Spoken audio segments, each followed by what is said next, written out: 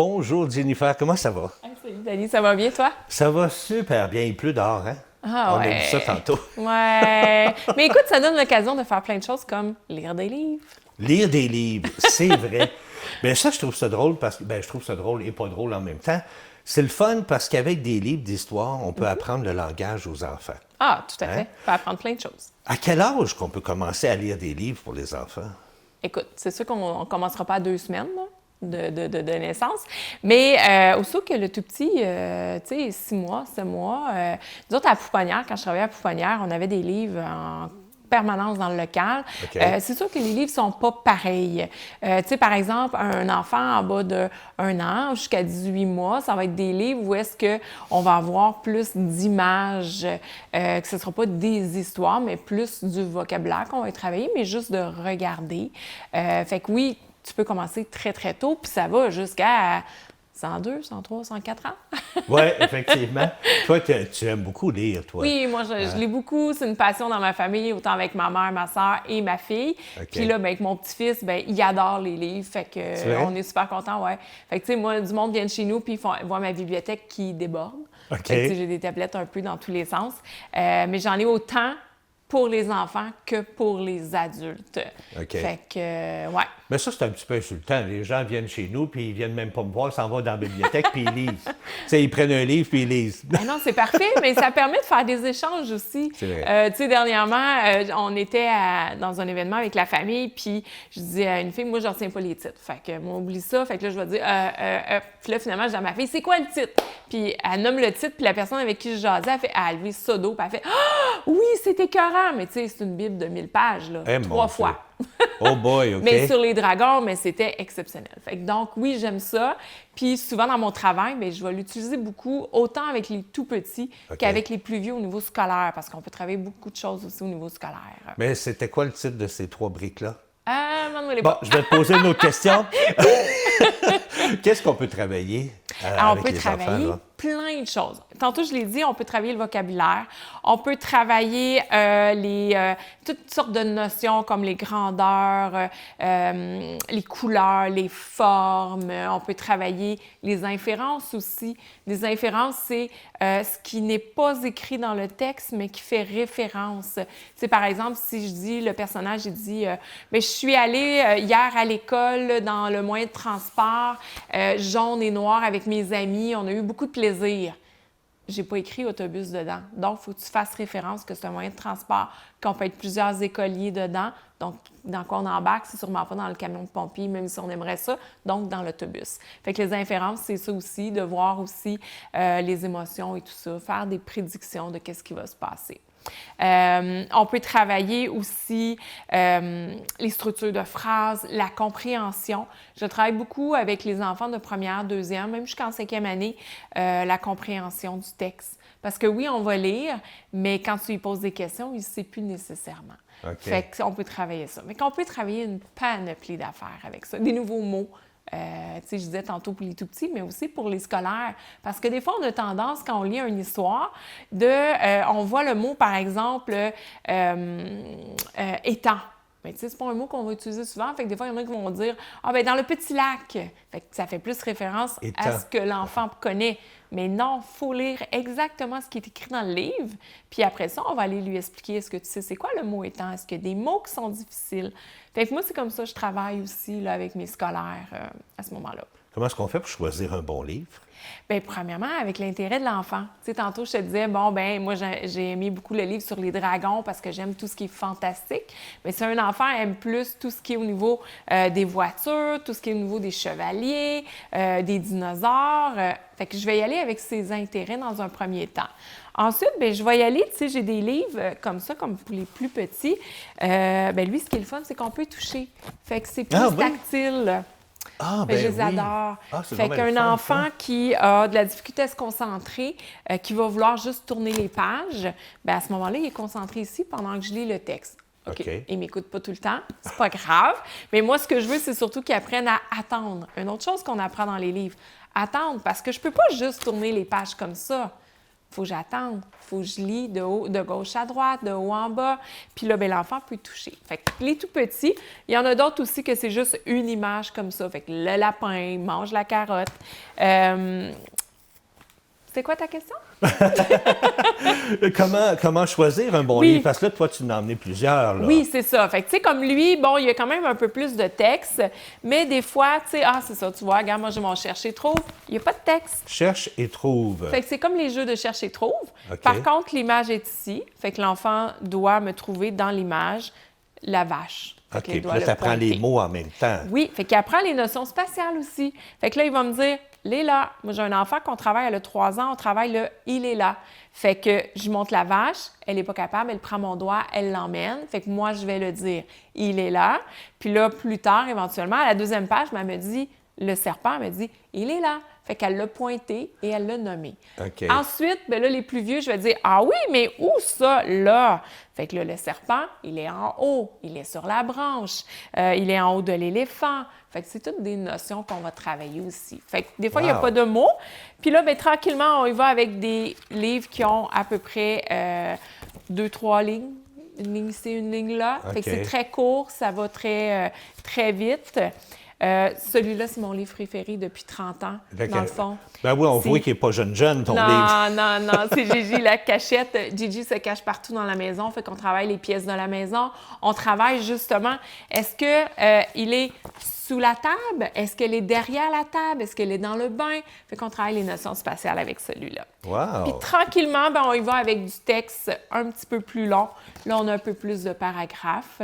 Puis après ça, ben, les scolaires, on va avec des livres qui sont vraiment beaucoup, beaucoup plus longs. Hey, sais-tu qu'il y a plein de choses qu'on peut faire avec ça, hein? Ah, vraiment. C'est vraiment un très bon outil. Des fois, les parents me disent « Qu'est-ce que je peux travailler avec mon enfant? » Bien, racontons une histoire. Ça prend pas beaucoup de temps. Ça prend, tu sais, juste avant le dodo, on relit une petite histoire, l'enfant le choisit, puis on le raconte. Puis là, à ce moment-là, on peut travailler... tu sais, on peut choisir des livres juste pour s'amuser aussi, là. Mais juste en s'amusant, en lisant, l'enfant apprend. Puis c'est une belle base pour l'écriture et la lecture rendue à l'école aussi. Oui, ça aussi, hein? Oui, ça aide. Ils sont plus développés une fois qu'ils arrivent à l'école. Oui, puis les enfants qui vont... moi, je l'ai vu, la différence entre mes 2 enfants. Mon garçon n'aimait pas lire, donc il lisait pas beaucoup. Et il restait avec des mots de base. Puis ma fille qui lisait beaucoup, beaucoup, beaucoup. Genre, un été, je la chicane parce qu'elle a lu comme 15 livres en 2 semaines. Wow! Tu sais, genre. Fait qu'elle, elle sortait des livres des mots plus complexes. Fait que là, des fois, elle les nommait, puis son frère, il disait « Ben voyons, qu'est-ce que tu me racontes? » Fait que ça faisait des belles échanges. Des belles échanges, Ouais. des belles discussions aussi. Oui. Comment on peut stimuler le vocabulaire? Oui. Comme tu parles, là, tu vois, on apprend des nouveaux mots et ainsi de suite. Oui. Comment tu peux stimuler ça, à part de lire, là, mettons? Oui, bien, il y a différentes façons. Tu sais, il y a la base où est-ce qu'on prend un livre puis qu'on choisit quel mot que je veux choisir, que je veux travailler. Puis c'est beaucoup... OK, tu vas le décider avant. Oui, tu vas bien, décider avant quel mot tu veux travailler. Oui. Tu sais, comme quand j'apporte mon ami Gigi, bien, c'est parce que je sais que je veux travailler du vocabulaire, je veux travailler les pièces de la maison, je veux travailler les notions spatiales. Mais des fois, dans les mots, là, celui-là est un petit peu plus simple, mais des fois, il y a des mots, comme je disais tantôt, étang ou verger, si c'est le temps des pommes. Je vais raconter un livre, fait que je vais choisir le mot verger, je vais choisir peut-être le mot pommier que l'enfant connaît moins. Je choisis 2-3 mots. Fait que c'est la lecture interactive, dans le fond. Fait que la première fois, moi, je raconte l'histoire, je lis avec les mots tels quels, puis là, je lui demande, est-ce que toi, tu connais c'est quoi le mot pommier? Est-ce que tu connais c'est quoi le mot verger? Fait que là, s'il ne le sait pas, je vais lui expliquer. Je vais prendre mon téléphone souvent aussi pour montrer une photo de qu'est-ce que c'est vraiment. Okay. Parce que des fois, dans les livres, pas toujours évident. Même moi, des fois, les fruits et légumes, on n'est pas sûr c'est quoi. Ah oui? Fait que, tu sais, c'est ça, je vais lui montrer. Si c'est une action, par exemple, nager, puis l'enfant ne sait pas, bien, on va le limiter. Fait qu'on va le faire vivre physiquement. On va aussi le mettre dans le contexte, dans la journée, dans d'autres situations où on va en reparler. On va demander « Hey, tu demanderas à papa et maman si c'est quoi? » Fait qu'à ce moment-là, on va en parler. La deuxième journée, on va relire l'histoire, mais on va se tromper dans les 3 mots qu'on a choisis. Ou on va se tromper ailleurs pour voir si l'enfant est attentif et s'il a écouté. Fait que là, à ce moment-là, si l'enfant le repère pas l'erreur, bien là, on va dire « Ah non, je me suis trompée. J'ai dit un poirier, mais c'était un pommier. » Fait qu'on fait un exemple comme ça. Ensuite, la troisième journée, on va le relire. On va demander à l'enfant de nous... Attends, là, je m'en souviens plus parce que c'est technique un peu, je vais te le dire. Fait que la troisième journée, c'est vraiment poser une question, c'est ça. Poser une question en lien avec chacun des mots. Fait que là, je vais lui demander, bien, c'est quoi un pommier? C'est quoi un verger? Fait que je vais lui demander qu'il me l'explique pour voir s'il s'en souvient. Ah oui. S'il s'en souvient pas, on va refaire, on va réexpliquer. La quatrième fois, bien, on pourrait lire le livre devant quelqu'un d'autre. Puis là, c'est l'enfant qui doit l'expliquer aux parents qu'est-ce que c'est, puis montrer c'est quoi les nouveaux mots. Fait que souvent, j'ai oublié de dire tout à l'heure, quand je choisis des questions, je vais poser des questions sur l'image en premier, quand ils sont tout petits. Okay. Fait que pour que l'enfant, par exemple, si je dis, bien, par exemple ici, qu'est-ce qu'il y a dans un salon? Bien là, il peut voir qu'il y a une télévision, qu'il y a une causeuse, qu'il y a un divan, qu'il y a une lampe. Fait que là, il voit visuellement. Plus tard, bien là, je vais poser des questions des fois sur le texte qui n'est pas dans l'image. Okay. Fait que souvent, les enfants vont avoir référence à chercher dans l'image. Fait que là, en leur disant, bien non, attends, je vais te raconter encore l'histoire. Fait que là, je répète, puis là, je repose la question. Si l'enfant ne l'a pas, on va le guider, on lui donne la réponse, c'est pas grave. Le but, c'est de faire travailler un petit peu sa mémoire et tout ça. Franchement, là, Jennifer, là, regarde, même moi, je regardais mes textes, là, puis même moi, j'ai appris quelque chose avec toi aujourd'hui. Oui. Le mot inférence, que je n'utilise pratiquement jamais, puis que tu as utilisé. Hein? Même nous, à notre âge, on apprend tous les jours. Oui, effectivement. Effectivement. Puis encore la semaine passée, moi, j'ai appris une différence entre le sur et au-dessus et sous et en dessous. Parce qu'il y a une différence entre les deux. Est-ce que tu la connais? Non. Non? Ah, je te pose une colle, hein? Bien, dans le fond, c'est qu'on travaille avec un enfant, puis l'éducatrice expliquait, mais le bonhomme sous la feuille. Fait qu'elle le mettait sous, puis là, je dis OK, mais elle dit, il faut que ça soit collé sur la feuille. Fait que le sous, c'est collé. Là, je dis, ouais, mais si on le met sous la chaise, c'est pas collé. Fait qu'on est allé voir la différence. On a eu de la misère à trouver. Finalement, j'ai demandé à une de mes cousines qui est professeure. Elle me dit, ah, tu vois, j'ai pas enseigné encore cette subtilité-là aux élèves. Puis on est allé voir avec ChatGPT. Fait que dans le fond, le sur et le sous, il faut que ça soit collé à l'objet. Okay. Et au-dessus et en dessous, il ne faut pas que ça soit collé. Fait que tu vois, même nous, on apprend Mais encore des choses. qu'on apprend encore. Fait que oui, les inférences, dans le fond, c'est... des fois, on va lire un texte, puis comme je disais tantôt par rapport à l'autobus, la réponse n'est pas écrite dans le texte. Okay. Fait que souvent, les élèves, je travaille beaucoup avec les élèves. Fait que c'est des sous-entendus. Des fois, ça fait référence à son vécu aussi. Il y a une activité que j'aime beaucoup faire. Je mets une image et là, je raconte une petite histoire. Par exemple, les enfants qui vont jouer à la cachette. Puis... ils vont se cacher, puis là, je pose des questions. Où est-ce que le garçon s'est caché? Bien, il s'est caché dans le garde-robe. On l'avait dans la réponse, mais pas dans l'image. Puis là, ensuite, bien, toi, est-ce que tu joues déjà à la cachette? Oui. Comment on joue?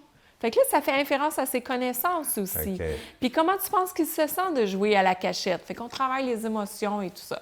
Fait que ça l'aide beaucoup pour au niveau scolaire des fois, parce que quand ils font du travail écrit, lire des textes, compréhension de texte, mais c'est pas écrit tout le temps dans l'histoire. Non, effectivement. Jennifer, merci. Écoute, je t'écoute, puis je vois encore, ça fait des années que tu travailles avec les enfants, puis tu as encore les yeux qui pétillent quand t'en parles. Oui, effectivement.